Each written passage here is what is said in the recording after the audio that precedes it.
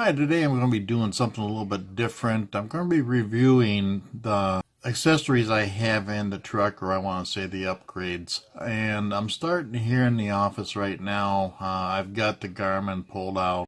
Now, I've had the Garmin 660, or I should say the RV 660, for about a year now. And I've used it going to and from Florida during January, February, and March of 2018, and we're going to again be using it as we leave for Florida after Christmas 2018.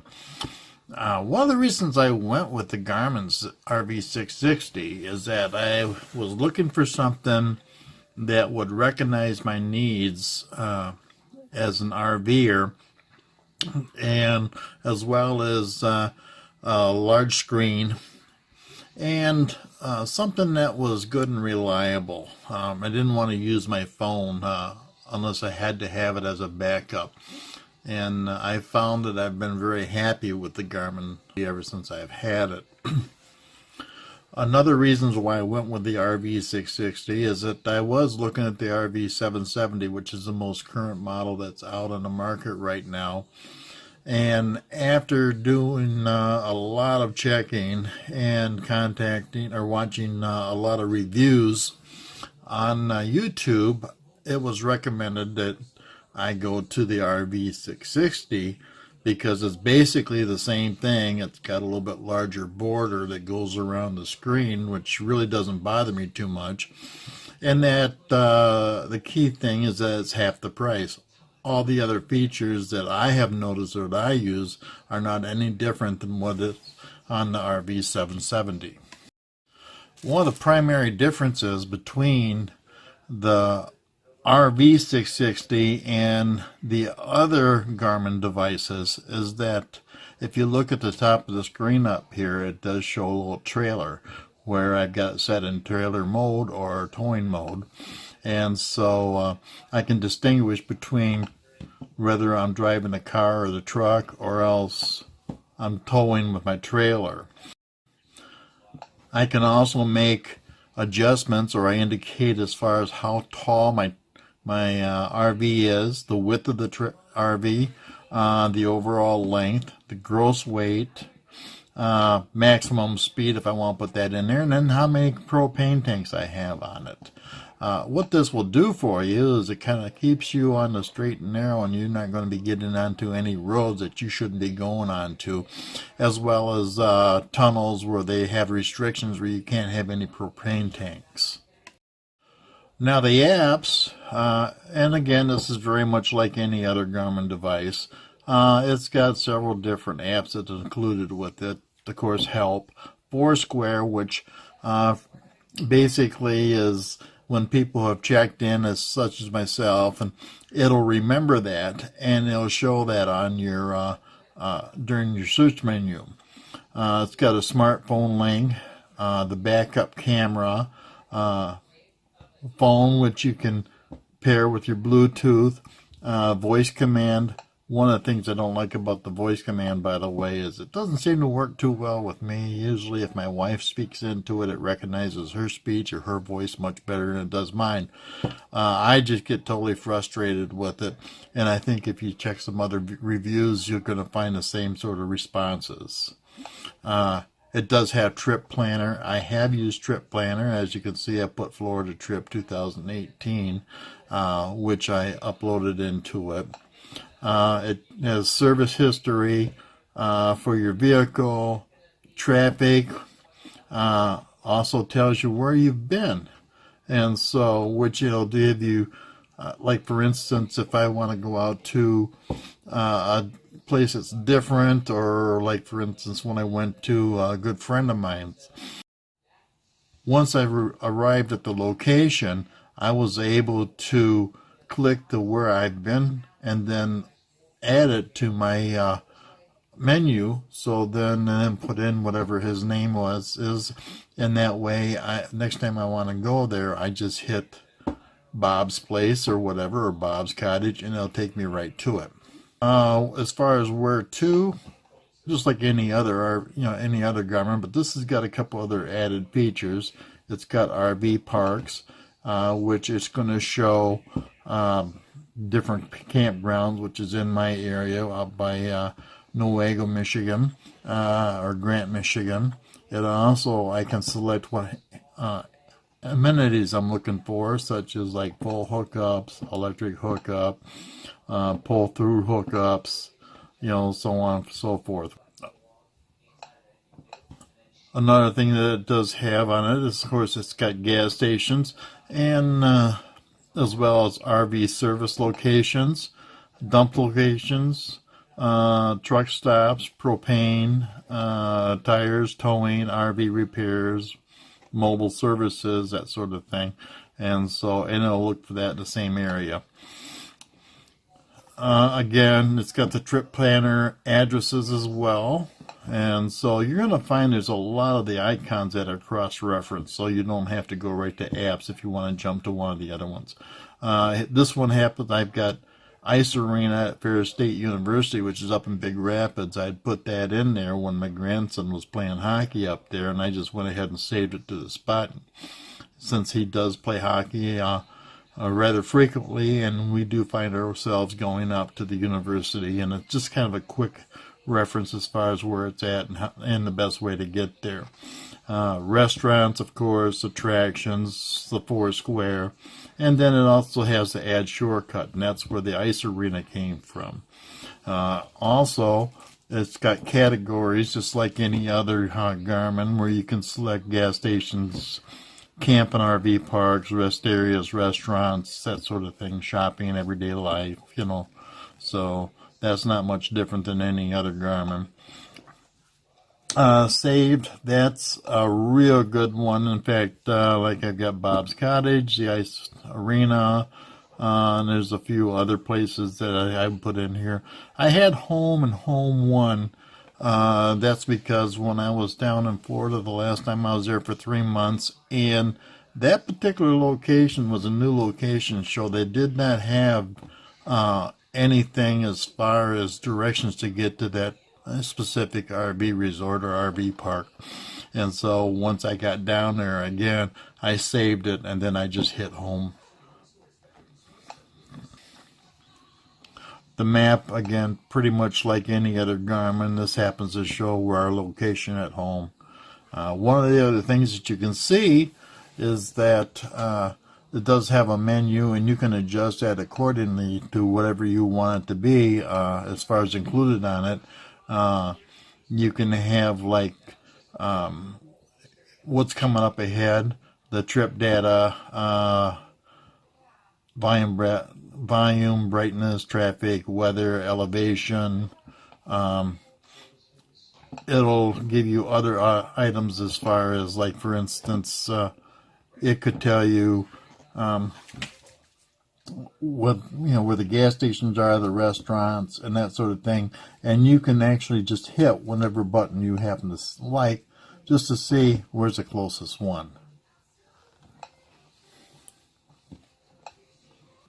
Not too much else more to say with it. The things that you do normally get with it, this would be the box that it comes in. It does have, and this is one of the features that I can't show you right now because I'm not driving, and I really rather not drive and try to do a demo on the Garmin at the same time.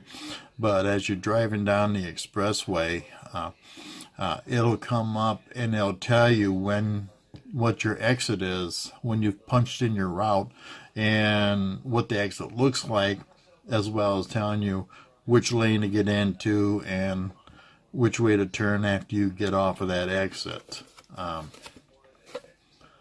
Some of the features that it's got, again, custom RV routing. That's going to keep you from getting onto roads that have load limits or low bridges, height restrictions, restrictions on propane like I mentioned earlier. It's got RV park services, RV parks, and as well as camp and RV locations.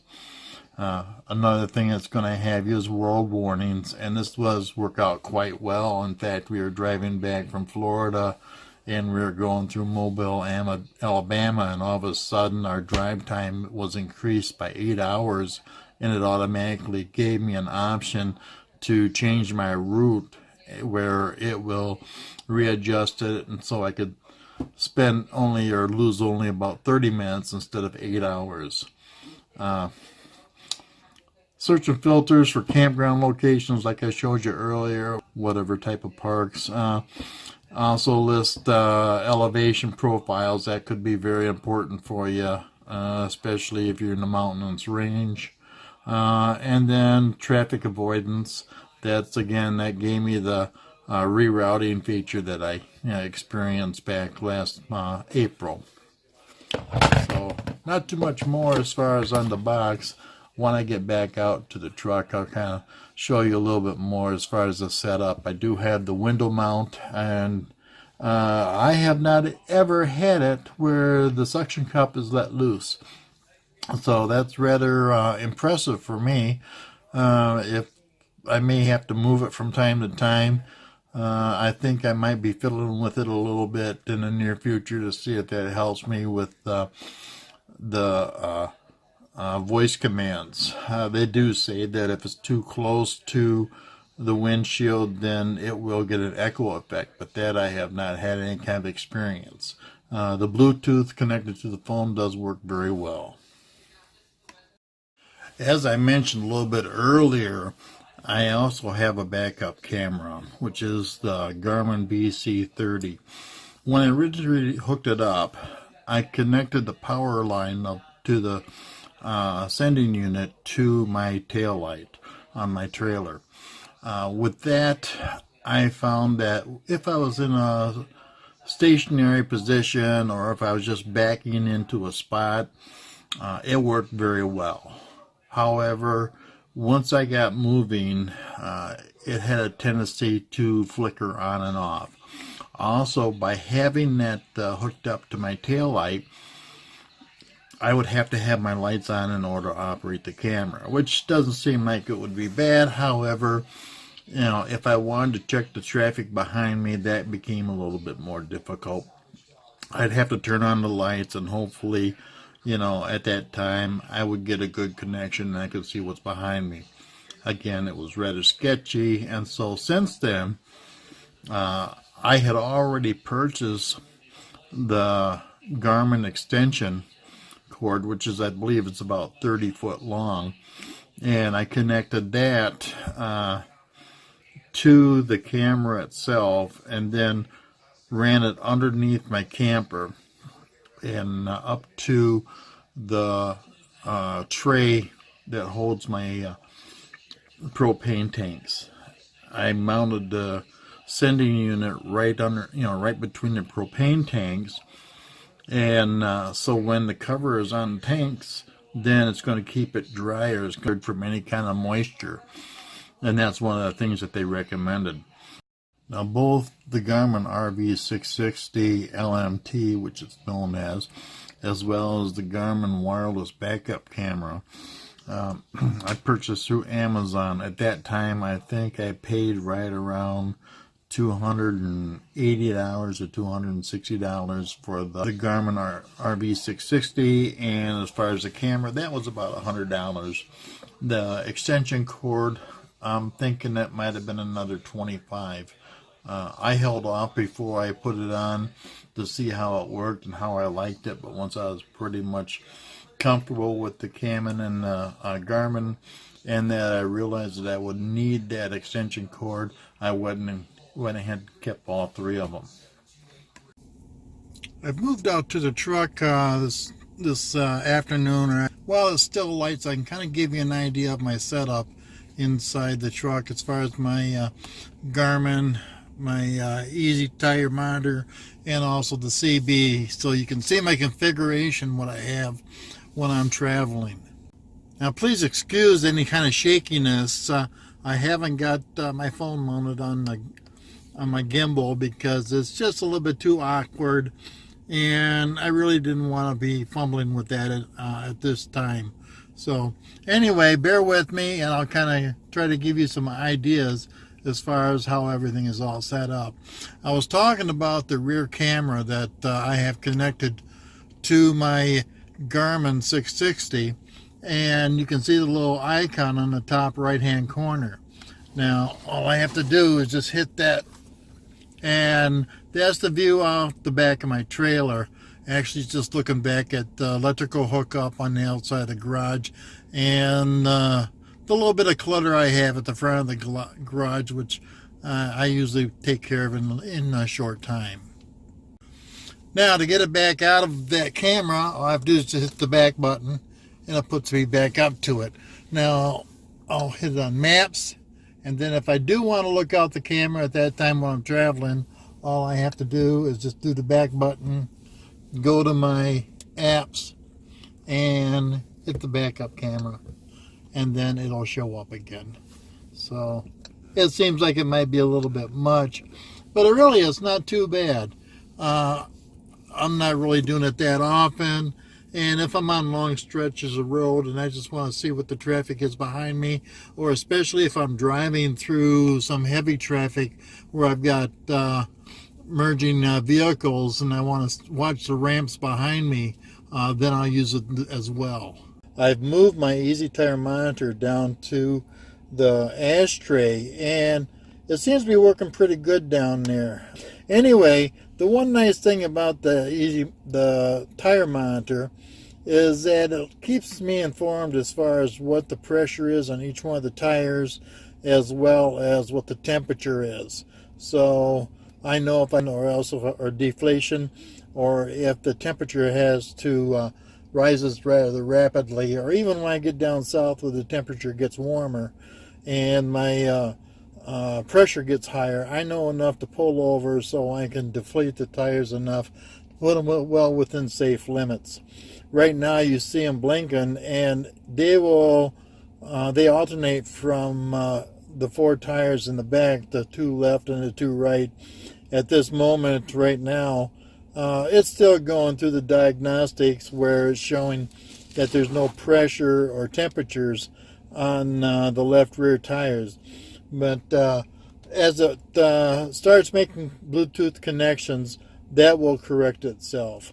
Sometimes I've had to go back and pull that monitor off, of that sensor off, and repair it with the monitor, and that usually takes care of it for quite a while. So it's just one of those little annoying things that happens every once in a while. One of my other newest additions I've got, and I'm going to be trying it out this year. I know I've used them way in the past in my younger years, but I made a purchase. I got myself a CB radio, and that's just so I can hear some of the truck traffic out there. A little additional warning in case I have any kind of issues coming up that I'd like to know a little bit more about. The Garmin does give me advance notice when there's traffic problems coming, but at the same time, if I could hear some chatter, on the CB where it kind of gives me a little additional information, that's always helpful. Now, what I've done with the CB and the mounting, I did not want to do a lot of drilling into my upholstery in the center console, and so right now I've got a towel, and that's wrapped around a 3/4 inch piece of plywood that I have painted, and then mounted the CB and the CB bracket on with L brackets, and so it kind of makes it a little bit more natural. I painted the L brackets black as well as the mounting board, so it makes it a clean mount. I can remove it anytime I like because it's just plugged into the 12-volt outlet that's in the back seat, and I just ran the cord between the 2 seats up here and back around and plugged it in, so that way if I want to pull it out or make some room, I can do so. Also, by having it set up like this, then Chester's got a spot to sit on. You can kind of get a little better view as far as how this looks as far as when I'm driving. And so now the monitor, you might have picked it up earlier, if it doesn't go off again in the next few minutes. But as they make connections, because it's the beginning of November, approaching the middle, and the temperature outside is about 46 degrees, my tire pressures are down right now, and which they're reading right around 51 pounds, and so which is below the advised set limit. They're actually the limits I've got them set at. And so when it gets below the limit where it's supposed to be recommended, it'll start beeping at me. All I have to do is just hit one of the buttons on the bottom, and it'll stop the beat, and it'll go on through its diagnostic mode. So, but that's a little bit about my setup. And so again, I may be doing some upgrades or some more information as far as the upgrades I have in the vehicle. I'll do possibly another video on the EezTire Monitor.